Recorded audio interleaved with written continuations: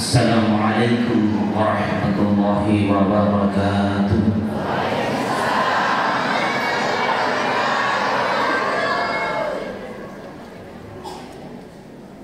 Alhamdulillahilladzi arsala rasulahu bil huda wa dinil haqq liyudhhirahu 'ala ad-dini kullihi wa kafaa billahi shahida. Wassalatu wassalamu ala asyrafil mursalin wa imamil muttaqin sayyidina wa maulana Muhammadin wa ala alihi wa sahbihi ajma'in, amma ba'du. Pertama tentu saya ingin menyapa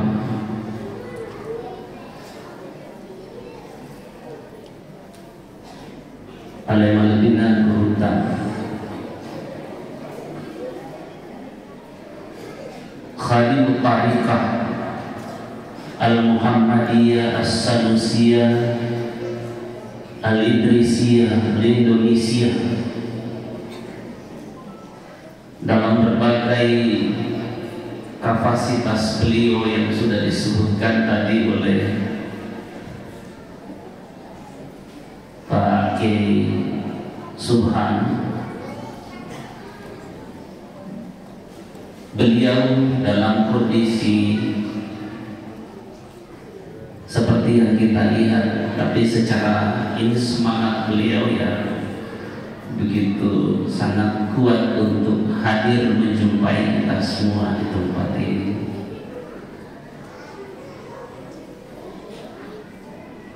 Pada panitia penyelenggara acara Maulid Nabi besar Muhammad SAW, yang dalam pandangan saya ini sebetulnya persiapannya sangat mantap. Yang kedua berikutnya bahwa pengurus Ikhwan Tariqah Al-Muhammadiyah As-Sanusiyah Idrisiyah Kabupaten Wajo yang begitu mampu mengkonsolidasi dan menghadirkan jamaah dengan beragam tampaknya dari kelompok majelis tangan itu. Saya melihat di depan saya ini ibu-ibu yang lebih banyak. Juga yang saya hormati pada para pemerintah setempat, tokoh masyarakat, tokoh agama, para alim ulama yang mungkin saya tidak bisa menyebut satu persatu. Malam ini saya sangat bersyukur sekaligus sebenarnya grogi berhadapan di depan Bapak Ibu sekalian. Waktu ditelepon oleh Pak Kiai Subhan untuk menggantikan guru tak awalnya begitu, karena sebenarnya yang dihubungi pertama adalah meminta guru tak untuk memberikan ini, tapi beliau mengatakan bahwa memang faktanya begitu kurang sehat pada saat itu. Lalu ada teleponnya Pak Kiai Subhan kepada saya bahwa kita yang di Peminasa Guruntan untuk hadir. Nanti kan saya bilang, aduh, tarik nafas dulu gimana caranya menghadapi membawakan maulid seperti ini. Lalu saya kemudian mengatakan bahwa kalau guru yang suruh dan saya sehat, insya Allah saya upayakan. Kecuali saya memberikan alasan yang tentu harus real juga. Untuk itu Bapak Ibu sekalian, sekali lagi terutama ibu-ibu yang mungkin kalau dihitung ini, saya tidak tahu di perbandingan. Kemarin ada penerimaan mahasiswa baru di UIN hampir 6.000 mahasiswa baru yang diterima, dan itu jumlah mahasiswinya lebih dari 60%, hampir 70%. Laki-laki hanya lebih 30% saja. Jadi kelihatannya jika ada pertemuan laki-laki dan perempuan dalam sebuah acara, jumlah perempuan selalu dominan, selalu mendominasi. Ini gejala apa yang sebenarnya? Ya. Tapi ini kita bersyukur. Padahal kita tahu bahwa pra-Islam itu perempuan, tradisi Arab itu orang Arab senang kalau banyak jumlah istrinya. Tapi giliran dia punya anak perempuan dikubur hidup-hidup. Aneh kan? Suka kalau banyak istrinya, tapi giliran dia melahirkan anak perempuan dikubur hidup-hidup. Begitu datang Rasulullah Sallallahu Alaihi Wasallam, maka salah satu yang diperjuangkan dan diberi perhatian ekstra oleh beliau ialah itu makmum raya. Dan alhamdulillah perkembangan populasi perempuan termasuk di Kabupaten Wajo ini, di Belawa ini kelihatannya lebih laju jumlahnya perempuan dibanding dengan laki-laki. Coba kita lihat, apalagi kalau hadir di majelis taklim, Pak. Kalau saya datang ceramah, saya sendiri laki-laki di situ. Yang lainnya perempuan semua. Ya, bilang nasan. Sebab yang punya kelompok majelis taklim itu perempuan. Nah itu tentu menjadi, mungkin ini kedengarannya candaan, tapi mari kita merefleksi, mari kita merenung kembali kenapa kemudian jumlah perempuan hari ini lebih banyak. Itu berkah dari perjuangan Rasulullah Sallallahu Alaihi Wasallam untuk memuliakan dan menyematkan perempuan.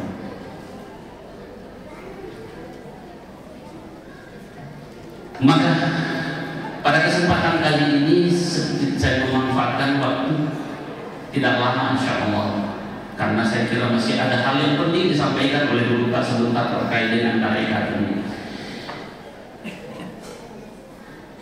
Rasulullah Sallallahu Alaihi Wasallam, kalau kita lihat putra beliau semuanya meninggal dalam keadaan dalam usia yang masih belia.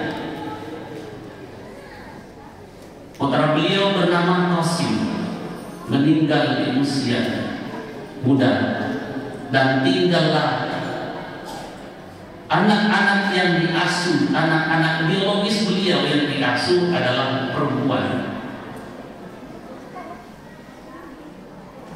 Ini memberikan hikmah dan contoh tersendiri bahwa Rasulullah sendiri itu diberi amanah untuk memelihara dan mendidik anak perempuan. Tetapi hikmah di balik itu semua, beliau mendapatkan menantu-menantu terbaik dari kemudian kelak menjadi sahabat beliau. Ada Umar bin Khattab, ada Ali bin Abi Thalib. Itu semua sahabat-sahabat terbaik. Oleh karena itu kita bisa lihat bahwa di balik hikmah itu Allah mengajarkan betapa Rasulullah menjadi teladan di dalam mendidik anak-anak perempuan dan kemudian menjadi wanita yang hebat.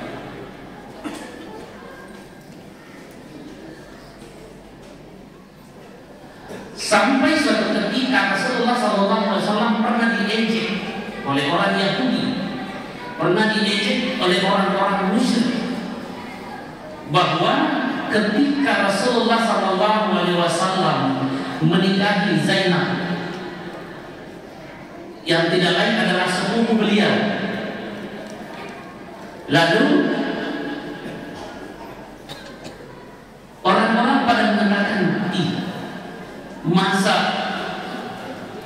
perempuan dari mantan istri anaknya sendiri dinikahi?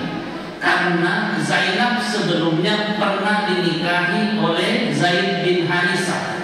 Zaid bin Harisah itu adalah anak angkat Rasulullah SAW. Jadi dimerdekakan oleh Rasulullah SAW menjadi anak angkat, lalu dipanggilkan kepada sepupu Rasulullah yang sendiri Zainab. Lalu setelah terjadi perceraian karena tidak bisa bahagia, dalam kisahnya tidak bisa bahagia karena satu, Zaid bin Harisah itu dari kalangan budak atau seorang yang dimerdekakan oleh Rasulullah SAW, kemudian dinikahkan dengan Zainab. Sementara Zainab ini adalah bangsawan, dari kalangan bangsawan. Apa maknanya? Bahwa pernikahan yang sekufu itu juga menjadi pertimbangan untuk kelangsungan kebahagiaan. Itu hikmah yang sering diangkat oleh para pengkaji sejarah. Yang kedua adalah bahwa Allah sedang mengajarkan ketika Allah memerintahkan kepada Rasulullah untuk menikahi Zainab yang merupakan mantan istri dari anak angkatnya, itu menunjukkan bahwa anak angkat itu tidak merubah status dalam hukum Islam. Tidak merubah status. Karena kalau anak angkat itu, kalau anak biologis, mantan istri anak tidak boleh nikahi. Ya, jadi kalau misalnya si A punya anak laki-laki menikahi seorang gadis, setelah dia bercerai, si A tersebut tadi itu tidak boleh menikahi mantan istri anaknya. Tapi Rasulullah SAW diperintahkan untuk menikahi Zainab yang merupakan mantan istri anak angkatnya. Itu menunjukkan bahwa anak angkat, status anak angkat itu tidak merubah status hukum dalam Islam. Jadi tidak boleh mengambil anak angkat dengan alasan. Di beberapa kajian penelitian saya menunjukkan ada beberapa orang yang beralasan mengambil anak angkat karena dia tidak punya anak. Mengambil anak angkat, apa alasannya? Supaya nanti ada yang mewarisi itu hartanya. Dalam hukum Islam, Bapak Ibu, anak angkat tidak berhak mendapatkan warisan. Saya ulang, anak angkat tidak berhak mendapatkan warisan. Jadi jangan lagi kita menyatakan bahwa kita mengambil anak angkat karena tidak punya anak biologis, anak sendiri, lalu dengan alasan untuk diberikan warisan. Tidak boleh, tidak ada jalur seperti itu. Lalu bagaimana kalau mau? Ya, bagaimana kalau mau diberikan? Bukan jalan warisan, kasih saja dengan, boleh dengan hibah, boleh dengan sedekah. Mesti ada jalur-jalur pemberian yang lain, tapi bukan dengan warisan, karena tidak mengubah status hukum. Seandainya mengubah status hukum itu tadi, berarti Rasulullah tidak boleh menikahi mantan istri anak angkatnya, tetapi justru Nabi disuruh oleh Allah untuk menikahi, untuk mengingatkan manusia di akhir zaman seperti saat ini, karena fenomena itu akan terjadi, termasuk di mata kita sekarang. Yang kedua adalah bahwa karena tidak merubah status anak angkat, status anak angkat tidak merubah status hukum, maka anak angkat juga tidak boleh bapak angkatnya menjadi wali dalam pernikahan. Tidak boleh juga menjadi wali dalam pernikahan. Tapi ada yang pernah tanya saya, tapi bagaimana kalau ambil kemanangkan sendiri atau ponakan sendiri? Wah, itu boleh nanti mendapatkan warisan karena ponakan, bukan karena anak angkat. Dia bisa juga nanti kalau ada perempuan itu bapak angkatnya bisa menjadi wali. Kalau misalnya tidak ada walinya lagi, wali mujibirnya tidak ada, itu bisa menjadi. Tetapi bukan karena anak angkatnya, tapi karena ada hubungan nasabnya, yaitu karena ponakan. Itu hikmah yang diajarkan. Nah, di dalam ayat Al-Quran dikatakan, maka Muhammadin aba Allah. Di situ, itulah sebabnya ayat itu turun. Ya. Yang kedua, yang saya ingin sampaikan di kesempatan yang singkat ini, ada ayat yang dibaca tadi oleh qari kita. Laqad kana lakum fi Rasulillahi uswatun hasanah liman kana yarjullaha wal yawmal akhir wa dzakarallaha katsiran. Laqad kana lakum, sungguh bagi kalian, fi Rasulillahi uswatun hasanah, ada teladan, ada uswah hasanah, ada role model, ada contoh di dalam diri Rasulullah, terdapat contoh. Di situ ayat itu perlu dipahami sebab engkau kedah sininggar basenna pugawena kita mesti dipugawi. Apa benar begitu? Mari kita bedah kembali. Apa semua yang tidak dilakukan Rasulullah juga tidak boleh dilakukan? Kita juga perlu uji yang ini. Nah, ternyata ada juga kekhususan bagi Rasulullah SAW. Contohnya, ada namanya puasa wisal. Tahu Bapak Ibu apa itu puasa wisal? Ya. Puasa wisal itu adalah puasa yang dari siang hari bersambung ke malam hari. Tapi bagi umatnya tidak boleh dilakukan.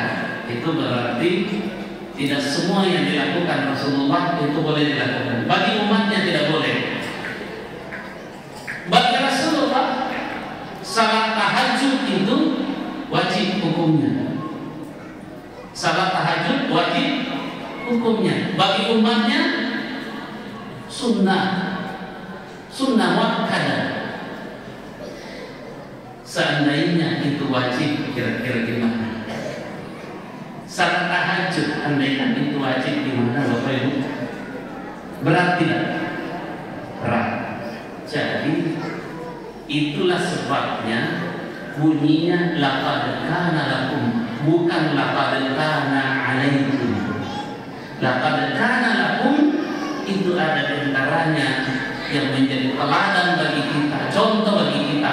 Tapi tidak semua yang dilakukan oleh Rasulullah itu secara mutlak juga harus kita lakukan, dan tidak semua yang tidak dilakukan Rasulullah itu juga secara mutlak dilakukan. Tidak seperti itu. Nah, karena itulah maka kita perlu mendudukkan. Sering orang mengatakan ini tidak dilakukan Rasulullah, ini bid'ah. Ini bid'ah. Saya mau tanya, itu di masa Rasulullah ada mushaf Al-Quran atau tidak? Ada mushaf Al-Quran di masa Rasulullah atau tidak? Tidak ada. Sampai kepada masa Umar bin Khattab, sampai kepada Abu Bakar, Umar bin Khattab, nanti pada masa Utsman itu baru ada yang butuh namanya mushaf. Tapi kenapa mereka berani melakukan itu? Nah, Rasulullah tidak mencontohkan. Yang dicatat di diri tulang-tulang unta, di pelepah kurma, itu yang terjadi di masa Rasulullah. Tapi kenapa sekarang ini ada mushaf? Bahkan sekarang percetakan, yang pernah ke Madinah, yang pernah ke tempat percetakan Al-Quran di Indonesia juga sudah punya. Iya, sebab Allah Subhanahu wa Ta'ala memang sudah mengatakan, inna nahnu nazzalna dzikra wa inna lahu lahafizun. Sesungguhnya kami yang menurunkan Al-Quran dan kami pula nantiasa memeliharanya. Allah memelihara dengan paling tidak dua cara. Pertama, menyimpan dalam memori umat Islam. Makanya banyak penghafal. Tidak ada kitab suci di dunia ini yang bisa dihafal oleh penganutnya kecuali kitab sucinya umat Islam. Sekarang ini semakin banyak penghafal Al-Quran. Kenapa itu? Allah yang menggaransi itu menyimpan di dalam memori umat Islam. Yang kedua adalah memeliharanya dengan mencetak. Masih bisa.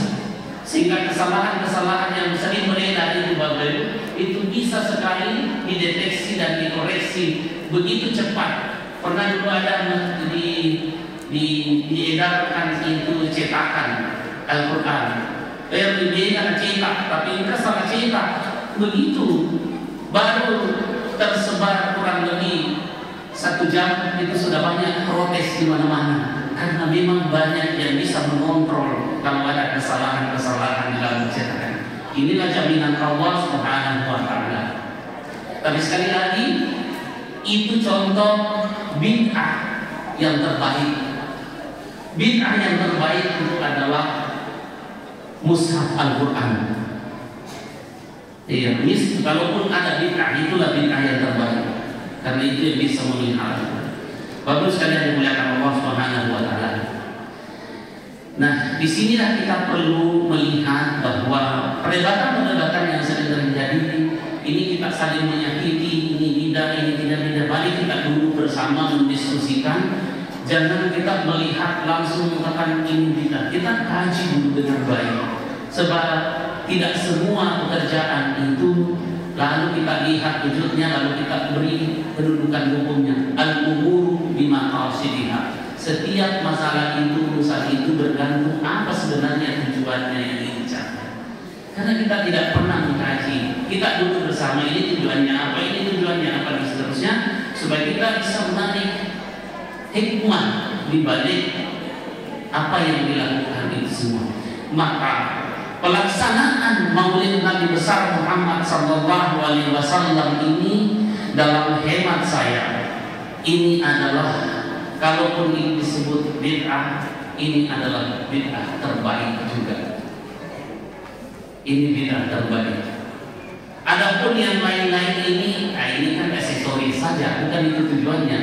Ini yang terpampang, ini saya tidak tahu ini lomba atau bukan. Bukan ya? Bukan. Ya, tapi ini hanya aksesoris, dan itulah manusia karena cenderung memang menyukai namanya seni, ya, tidak masalah. Sepanjang itu tidak dijadikan sebagai sesembahan, sepanjang itu tidak dijadikan sebagai kesombongan, silakan saja berkreasi, karena ini bukan yang menjadi tujuan.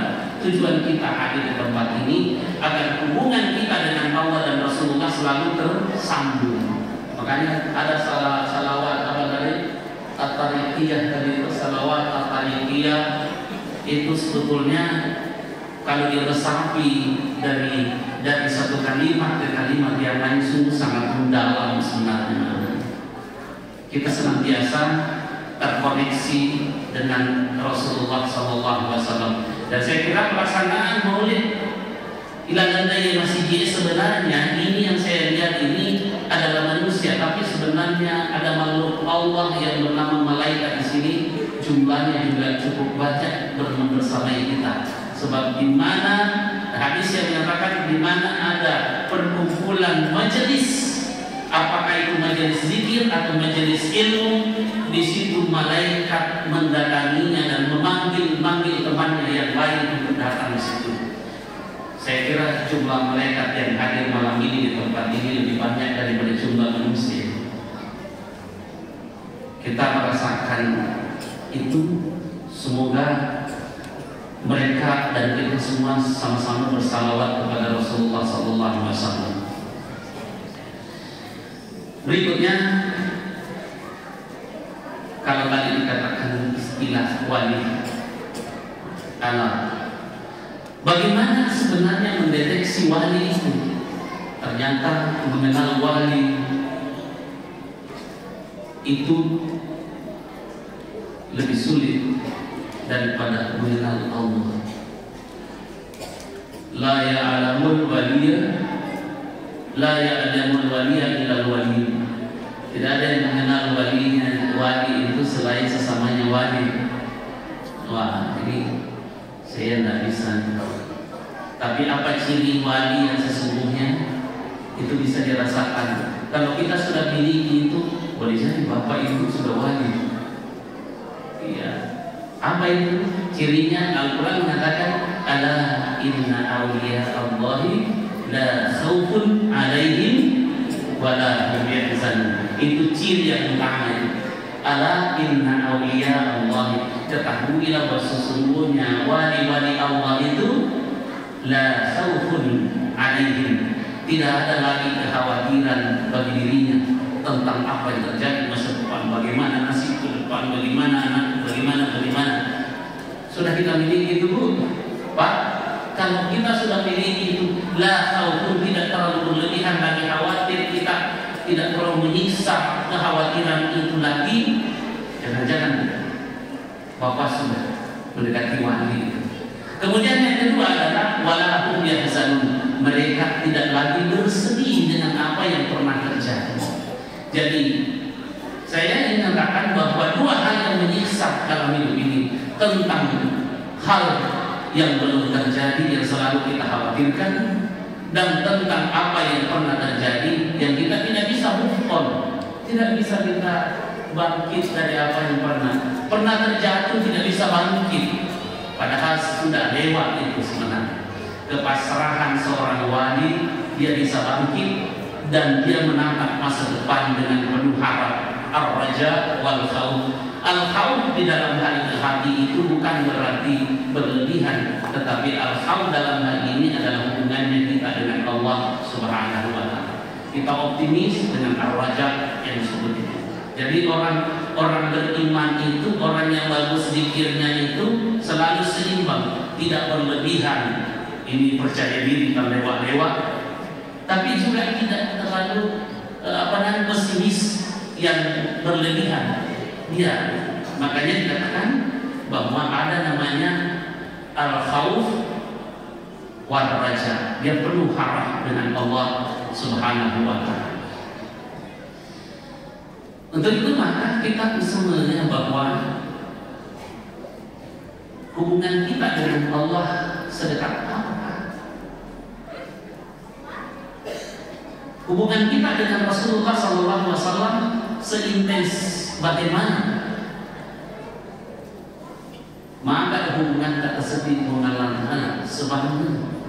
Hubungan kita dengan Allah seperti zikir yang dibaca. Apa itu? Fi kulli lamhatin wa nafasin ada dama masyahurin. Fi kulli lamhatin wa nafasin. Apa artinya? Fi kulli lamhatin, sebanyak setiap kedipan mata. Berapa kali berkedip mata dalam sehari? Kira-kira kalau itu tidak berkedip, apa yang terjadi? Itu saja hilang, sudah tidak ada, sudah hilang nikmat Allah. Itu ternyata kedipan mata. Kemudian yang kedua adalah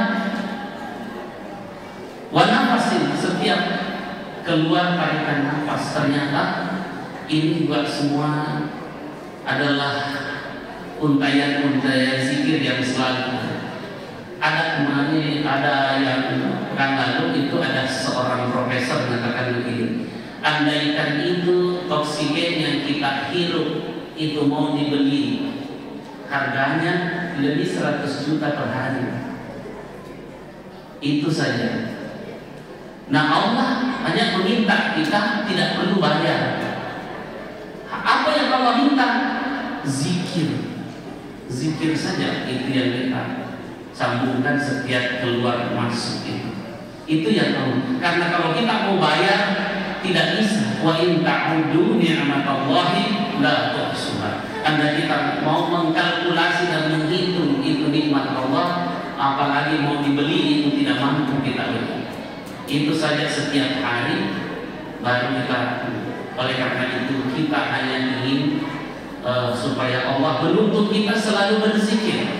Yang terakhir yang saya ingin sampaikan bahwa ketika kita sudah berzikir, hati-hati iblis juga masih bisa masuk di situ. Karena kalau kita merasa sudah banyak zikir, jangan-jangan kita sombong dengan zikir yang banyak itu. Hati-hati. Jangan kita merasa hebat karena jumlah zikir kita banyak. Kalau bukan pertolongan Allah, tidak mungkin kita bisa berzikir Bapak Ibu. Tidak mungkin kita bisa bersyukur, berzikir kecuali pertolongan Allah. Maka ada doa yang diajarkan oleh Allah, ada yang diajarkan oleh Rasulullah.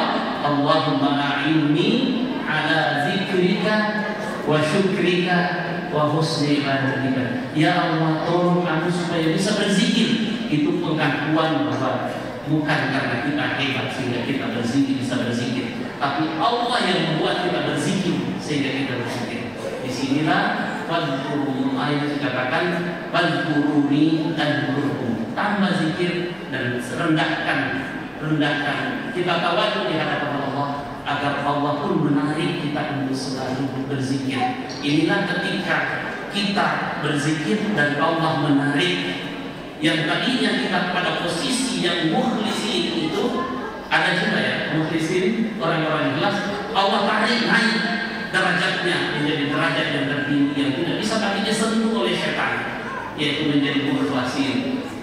Ya, indah ibadata minhumul mukhlasin. Saya kira demikian gambaran-gambaran dan beberapa hal yang kemudian disampaikan bahwa mudah-mudahan perjalanan kami dan kehadiran kita semua di tempat ini benar-benar menjadi penghubung kita dengan Rasulullah Sallallahu Alaihi Wasallam, dan kelak kemudian kita semua dalam naungan ini dengan syafaat Rasulullah Sallallahu Alaihi Wasallam. Demikian yang bisa saya sampaikan. Mohon maaf bila ada yang kurang berkenan. Terima kasih atas perhatiannya. Wassalamualaikum warahmatullahi wabarakatuh.